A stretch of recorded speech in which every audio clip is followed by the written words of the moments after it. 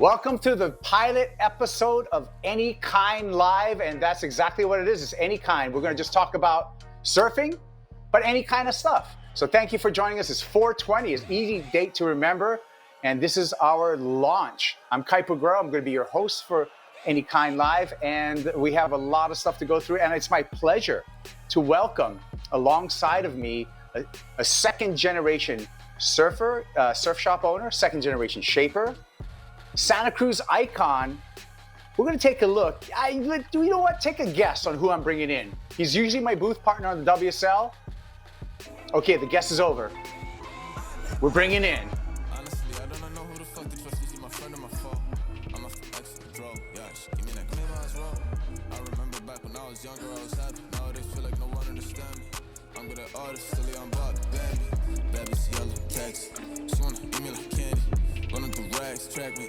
I run up the racks like an athlete. Big facts, you're the dick, 6 flags. Ballin' like dick flags. Told her I love her, I ain't really mean that, yeah. Nowadays these people like friends. Back, she was love. These bitches niggas. No, you didn't. Yeah! Oh, Kaipo. That's right. That's right. Everybody give it up for the Condor, Peter. Mel, thank you so much, Peter, to be a part of the pilot episode. And it's good to see you, my friend. I miss you. Honored to be here, Kaipo. Good to see you once again. And in unprecedented times, as everyone likes to call it. But I'm here with you to join and smile and have some positivity. Yeah, we're going to have fun. And we got a lot of fun things to talk about. We got design theory. We have some current stuff going on in the world right now. We're going to do some stuff to make you smile. So again, thank you for joining us. Subscribe to this channel. Follow us, because this is the pilot episode that we're bringing in. 4/20, we're planting the seed, and then the beautiful flower will grow from here on out. Any kind. Pete, what you been up to? Any kind. What you been up to, Pete? Well, trying to surf a little bit. We just came off of a week of no surfing, according to our health department. They had us shut down, and everybody listened. I think there was 1 or 2 folks that tried to get out there, and they got shut down pretty quickly. So a lot of respect in the community for kind of our health organizations. So pretty cool. And then we got to get back in the water because they opened the doors again. And luckily with a little south swell, been trying to find some space. I've had to go to different places in order to find good surf, just because I'm trying to get away from the crowds. All right. Santa Cruz, thank you for opening up surfing. Thank you very much, Santa Cruz. Surf City, the real Surf City, right? I mean, there's been a debate about original. We'll call it the original Surf City. And actually, from a Hawaiian perspective, I do have to say that Santa Cruz is the original Surf City. We had a Hawaiian multiple prince, go into town in Santa Cruz and chop down 3 of them, and chop down some redwood trees, and actually introduce surfing. And that was way back, like colonial days for the island. So 1859. See, right? I think so. That's why I bring Peter Mel on Where's to the this fact show checker? to give We you need guys a fact some checker. Facts. It's okay. 1859. We're going to run with that. The original Surf Close City, enough. Santa Cruz. Close enough. Yeah, they did. I'll tell you, Kaipo, I actually saw those surfboards actually came. They were at you know where those surfboards came from? Your museum in the Hawaiian Islands. They were at the bottom of the Bishop Museum, hidden, and we found them, archived them. Those boards came back to Santa Cruz, came to our museum, and I watched them come out of these caskets. It was craziest. I literally got chills and was freaked out as soon as you got to see these boards unearthed that were built and carved in the San Lorenzo River in Santa Cruz, and then went out and came back and got to hang out in our museum for a while. Now they're back at the Bishop Museum, but they were actually carved out of redwoods in Santa Cruz Mountains. They did core tests to make sure that they came from that area, and they found the boards, which was pretty cool to see that they're still around. Let's give it up. That's for the Bishop Museum here in Hawaii, and it's all part of the Kamehameha schools. And actually, gosh, that institution is what gave me my education. So thank you so much, Bishop Museum. Thank you, Bernice Pauahi Bishop and Charles Reed Bishop. Way back in the day, 1885. We're getting the Fact news checker. right now. 1885. We have a fact checker that you can't Fact checker. see. 1885. There we go. There it is. Like, It was pretty cool, though. I mean, So you think these- about it, they called it wave sliding. He'enalu, which is what, so the Huyo He'enalu, everything that we talk about, is like the original kind of name for surfing was wave sliding. And we'll be sliding into some waves. But I wanted to get with you, Peter, is I miss the tour, bro. I miss it. I know. Do you miss the tour? I got my Do you chain miss out, traveling? everything, waiting just for this. I do. It's this time of year. We're supposed to have already gotten some bells, some snapper rocks, and now we're in WA, just about ready to get barreled at the box, and we don't have it. So yeah, I miss it. I never thought I would. At least I'm miss not it missing so out much. on it. Well, I miss flying. I miss airports. All the stuff that used to be drudgery. I miss flying. I miss flying because big news. The top three, Delta, American, and United, have extended their elite programs into 2020. So I want to give it up to the big three. And that's going to give us a chance to get back up into the nose of the plane. Peter, you know about the nose of the plane. I want to be in the nose of the plane. You'll work hard to You get want to there. be in the nose of the plane. So that's some big news from the big three as far as extending our status, and hopefully we can be in the nose of the plane. On that subject, we're looking at some images right now. Who do you think has the best business class? Delta, American, United? I have not been in Deltas yet, but I would say that American that's and Delta's United are right there. pretty nice looking. Good color scheme. Looks a little crowded though. I mean, it's nice for couples. And then what You do know we have about there? this one right here. You know about This this is one Polaris, right here. right? This is United. That's Polaris. Yeah, it's Polaris. Yeah, see the Polaris. Polaris looks pretty good. They've got nice pillows. They're fresh blankets. Usually the hostesses are nice. I like it. I'm a Premier Platinum. You didn't need to flex your status. And this is where I fly right here. This is when I can get so up, now who's flexing their status? when I can get up there, which takes a lot of negotiation, but I'm good at negotiation. That's the American Airlines business class right there. Anytime I can get up there. But you know what? At this point, I'll fly anywhere. And that leads to the conversation, Pete. So true. What is social distancing going to be like once we get to fly again? Because I have a feeling there's not going to be any middle of the row seats. You're not going to pack people four in a row. It can't be. What do you think? Or they're gonna put you in some suits. They might put you in a special suit with your own special mask and your own special gloves, and you're gonna fly in sardine cans in a suit. What do you think? I was hoping just everyone gets their own You're row. baffled. I'm being a realist, Kaipo. Chain is out.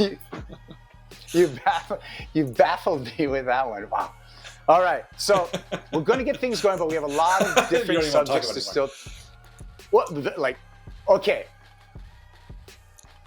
I am going to talk about this that you already know.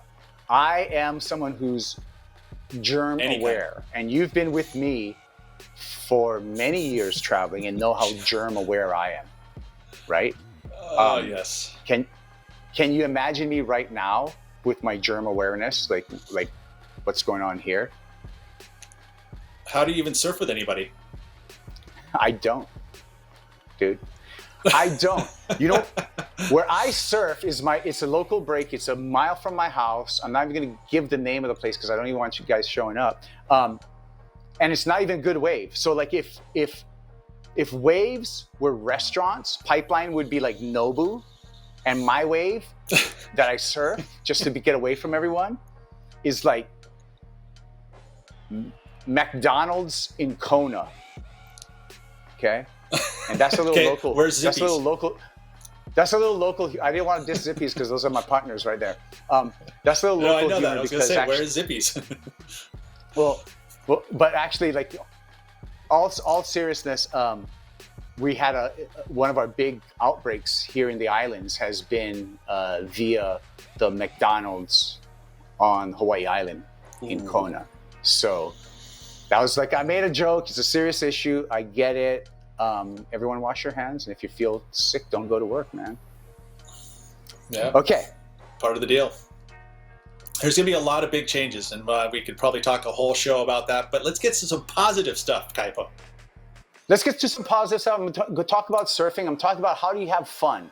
And you know what? One way to have fun, and if you do not have one of these boards in your quiver, you're absolutely blowing it. Twin fins. They were before the thruster. They've made a giant resurgence, and rightfully so, Peter, because twin fins are so fun to ride. We're taking a look at some of your twin fins here. These are 3 of several that I have. These were 3 that I had kind of out front. I've got of course, the Fish Beard from CI. This one's done by Britt Merrick. He was very adamant that I use the fish keel fin from Al Merrick on those boards. That's the first one you see there. The second one, actually, I was inspired by a good friend of ours, and it was in this time last year. I ordered the board from Sam Egan, Luke Egan's dad, and this one was the one in the middle there. Actually, we go to the next slide. We could see the actual board, but that one comes out of Newcastle, right? Like that was where MR was building his twin fins. That kind of was a mecca, at least in Australia, where that design had come from. And Sam Egan was a big part of it. It has these little flutes that come off the wings, which is epic. And then I actually have another twin fin. That's the middle board. And then the yellow one there is actually a Tim Stamps twin fin that I actually, Potts, our good friend Potts, had inspired me to get. I saw one of his that he had, and I got one from Timmy Stamps. And these are all my best shortboard twin fins, and they're epic. They're so fun to ride. So fun to ride, and they have so much glide to them. You can get through flat spots.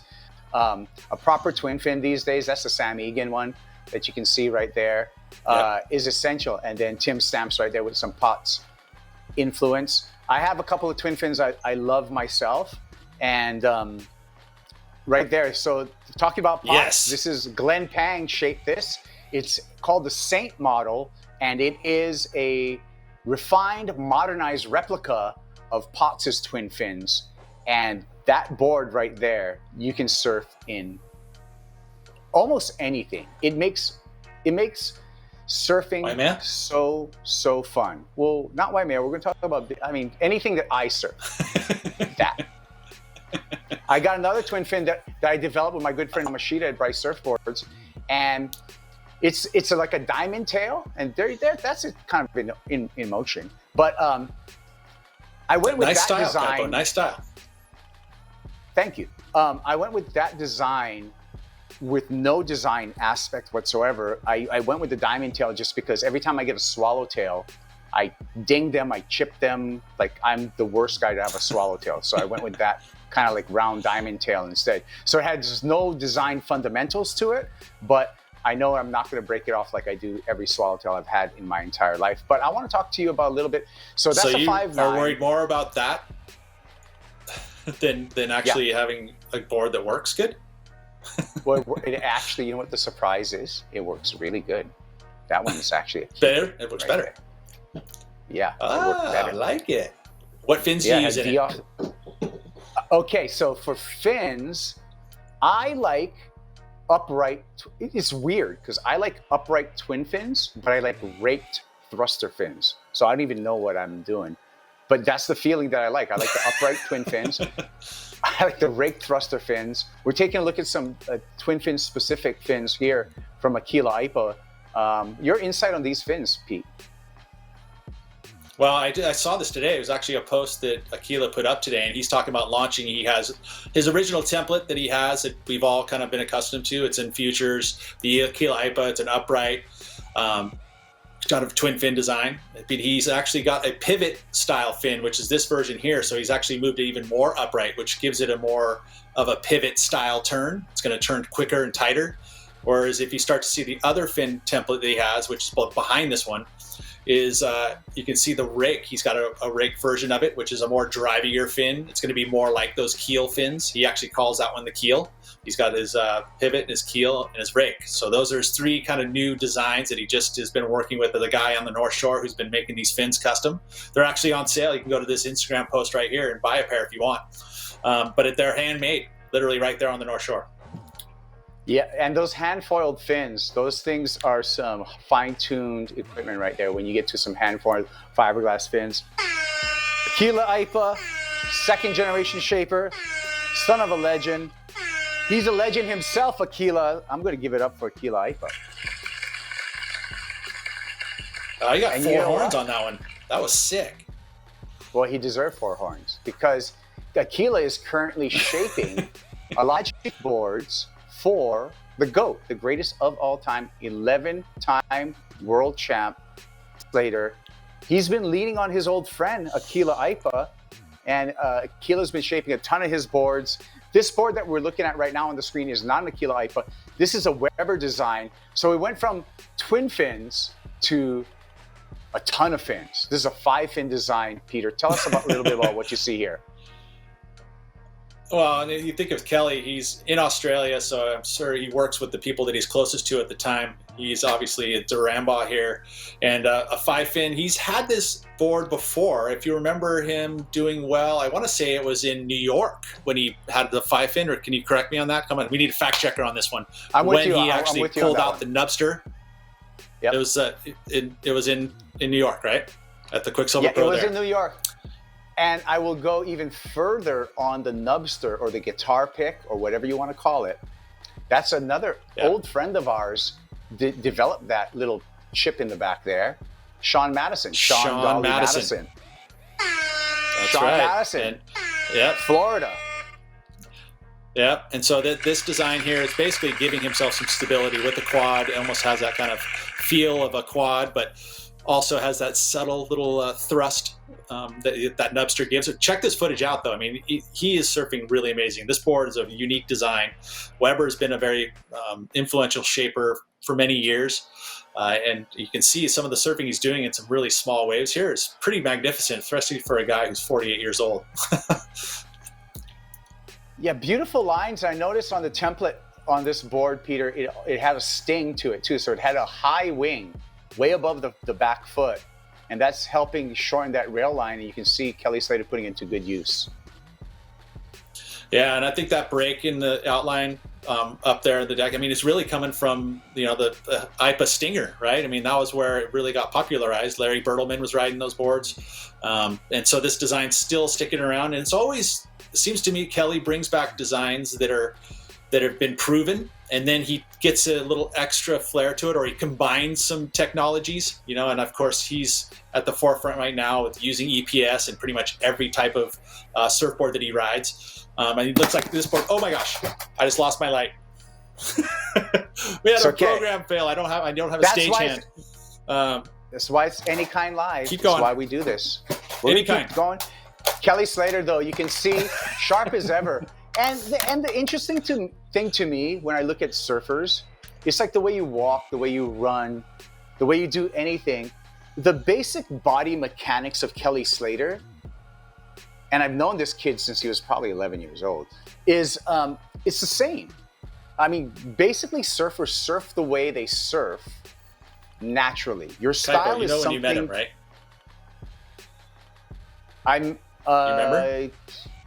Makaha, probably the U.S. champs. You met me at the same time. Yes, there you go. 84. And he was 11 years old. Craziest thing? Yeah. This 13. is a funny story. I don't know if you got the young Pete pics and the young Kaipo pics, but this is a funny story because when I met Pete, I hit puberty really, really early. Like I had a mustache at like 12 years old. And I hit it really, really late.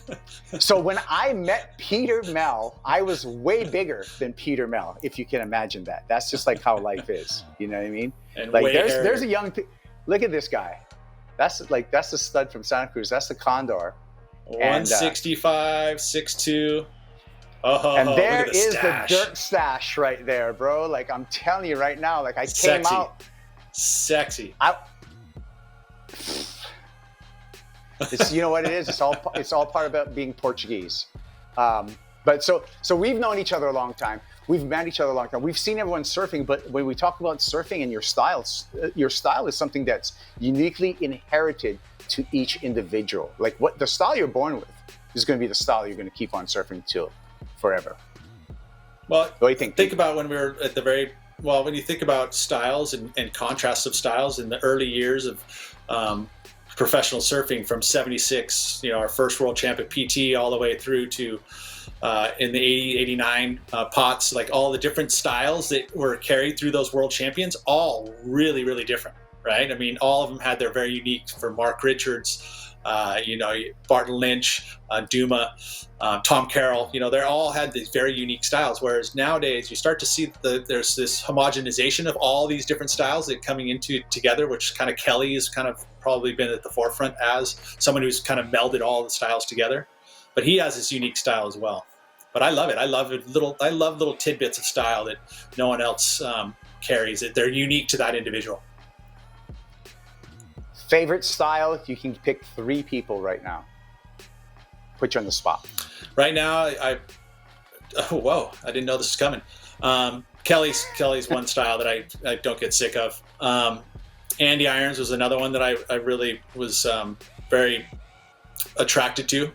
And then nowadays, I think that right now, I really like Julian Wilson. I think he's got one of the smoothest styles, and he's able to pack all the facets of a top tier world champion surfer into a style that's super clean. So he's one of my favorites. I love it. I'm going to go real quick with my picks. I'm going to go Michael February just because it's unique. Yes, please. I was going to go there. I'm going to go to Aki because I'm a goofy foot, and he's like the top of the pyramid for all the screw foots in the entire world with those back and bottom turns. And then lastly, style-wise, and this is going to be a surprise to a lot of people, I'm going to go with Joel Tudor. Whoa. I didn't see that coming. Nobody And were saw you that watching him coming. surf recently? I was inspired with Joel this winter on the North Shore riding eggs with his son Tosh, and the economy of motion that those two, the father and son, were using in doing turns, gliding down the line, how point to point it was without any breaking the points. I thought it was beautiful, so. He won up in Noosa. Think about it. He's going for another world title. I mean, how many years between his world titles? I think that's just going to be the biggest spread. If you were to, actually, we're not going to have a season, I guess, unless they can get it done at the very end of the year. Joel's on track. But I mean, I watched some of that event. It was really small. And you're right. He does have great economics in regards to how his body movement is very subtle and his board moves very smooth and it's always put in the right spot. And there's some stuff with him right there at Big Rock. I love it. Joel Tudor. I mean, and he barrel rides pretty well too. So I like your pick. Yeah, thank you. And I thought it's an appropriate pick because he's a proponent of medicine and it's 420 for the pilot episode. So THC surfboards, Joel Tudor. This is not planned, by the way. This is like... No, this is why this is live, Kaipo. And you think about any kind. Joel. He gets 4 horns and a big applause. Joel Tudor. Golf clap. Yeah. Okay. So we were talking about... Where to now? Twin... Well, I want to talk a little bit about back to twin fins, because we talked about my twin fins are 5'9". Your twin fins are like your groveler boards, but you're like the big wave dude. Like you're in that elite club of guys who like are daredevils. I mean, I look at you guys as like guys who jump off cliffs with squirrel suits. I look at you guys as guys who like run around with tigers with lambs strapped on their back. I know, I had to fit that in. But you had a twin fin, because I saw you with a twin fin. It wasn't a 5'9", it wasn't a 5'10". It was like a big twin fin, and you used it in some big waves. Can you tell us a little bit about that? It was a 9.0. It was an interesting subject because Tomo had been working with Daniel Thompson, who works a lot with Kelly Slater, another shaper that he uses in his stable, the inventor of the sci-fi, the Omni, all these different really unique kind of design boards. And I asked him one day, I said, hey, you're sitting there at an event. I don't even know exactly who the event was. I think I want to say it was Margaret River. But I asked him, I say, hey, if you were going to make a gun, what would it look like? What would it be? and he started describing it, and he said, I want it to be, and he doesn't call it a twin fin, he calls it a dual fin. That's his description of it. It's a dual fin. And he started going through all of the things that he... Super hipster. Dual fin. I like how you had to grab your microphone for that one.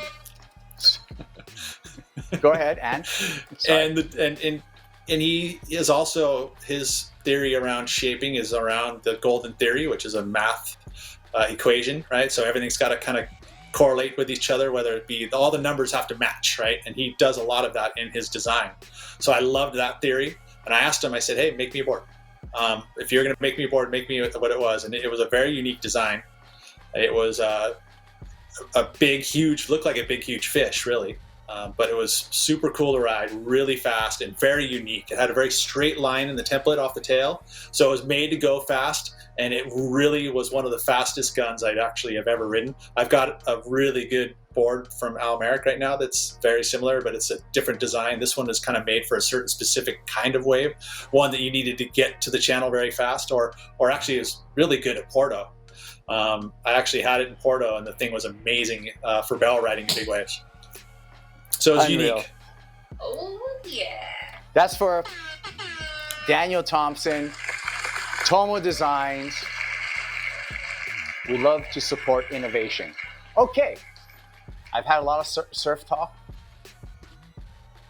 Oh, you know what? We've had a ton. Look at this. This is a secret. Secret.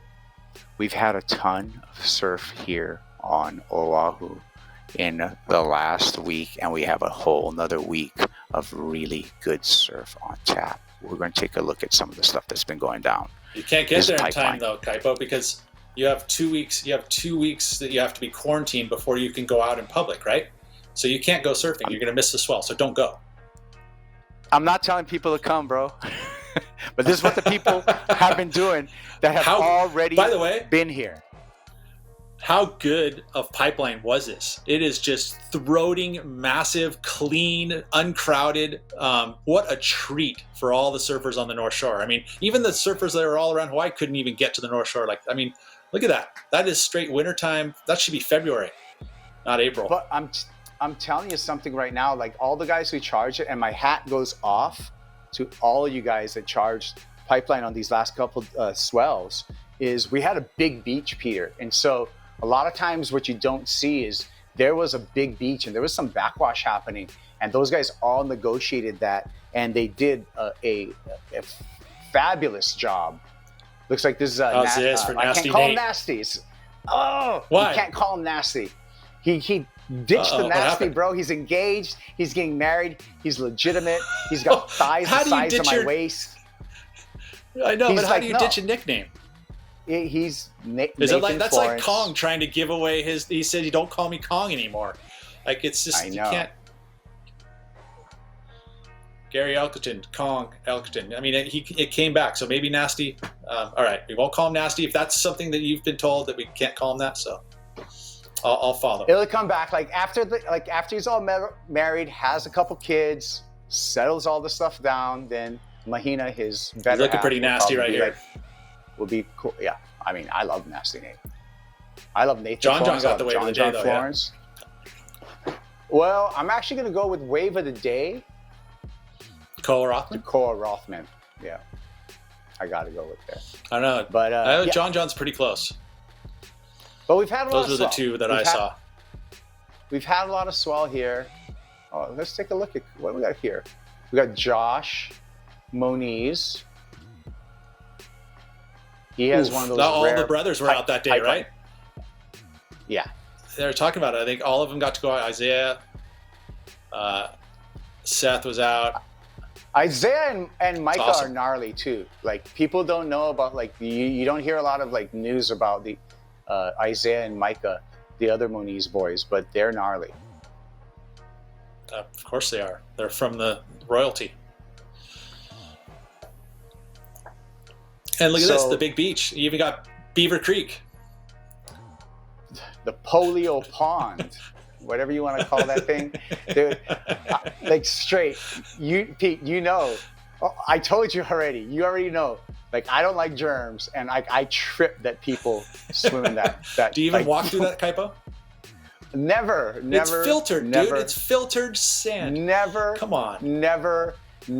On the foreground, you can understand. see a lot of times at Pipeline, there's like a pool of water that forms on the beach. People like cruise in it like it's a pool and all that stuff. And like it's supposed to be this like nice little thing, but it's any kind. Because when I see 3-year-olds, 2-year-olds, 1-year-olds in there, guess what they're doing? You know. Yeah, I know. Shishi. Not good stuff. Oh, we got some take a look at the here. comments here, Kaipo.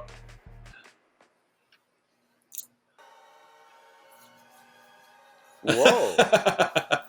Look at that. That's Stephen a Belly. little arguing within the families. Best Stephen one Belly, yet, Brett. Yeah. So this is a Stephen Brett Belly, Beelman photo, right? That's the thing. The stepdad of Leo Fioravanti, and we're going to see all those guys when we get back in action, back on the tour. Good Your interaction. guess, what's going to be the... Calling stepdad. Calling stepdad a creep. It's pretty funny. Yes. Sorry. I want to interrupt you, Kaipo. Sorry. No, you're good. What do you think is going to be the first tour stop? You know, when we start the engine back up on the World Surf League. Optimism. Bariña. That's a lofty goal. It's in May. What? No, Bariña. It's in June. Oh, is it? So we got an extra month. I think we're good. Valeo. I want to say to all of these people out there, Sakarema. Because we love that little surf town, and I hope, We do. I'm giving them horns, I hope that we come back there, okay? I hope everything's calmed down, and I love your pick, Peter. Let's see if we can get kicked off with the Oi Real Pro. I love that stuff. Let's talk about more positive stuff. Let's talk about stuff that's not surfing now. Let's talk about stuff that makes us happy. Makes you smile. Because this is any kind. So, okay, what is this? This makes me happy right here. This is Tory Lanez. If he's about to drive the bike into the pool, please put a thumbs up. Please put a thumbs up. Oh my God! This is Tory Lanez. This is Quarantine Radio. He smashed the internet last week with this stuff. And let's go, Tory Lanez. This is the Wow Challenge.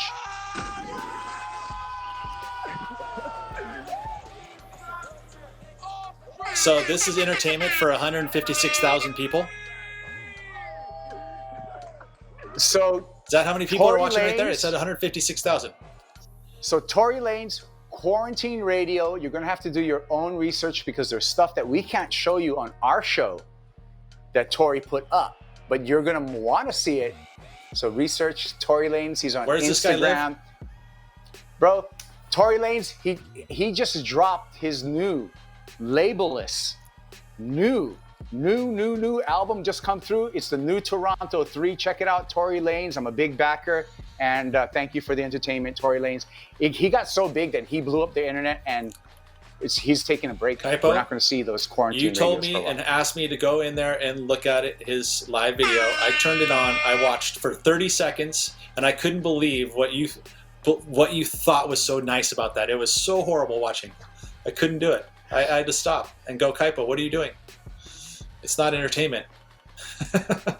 This is entertainment. I still got You can a learn something little here. ghetto.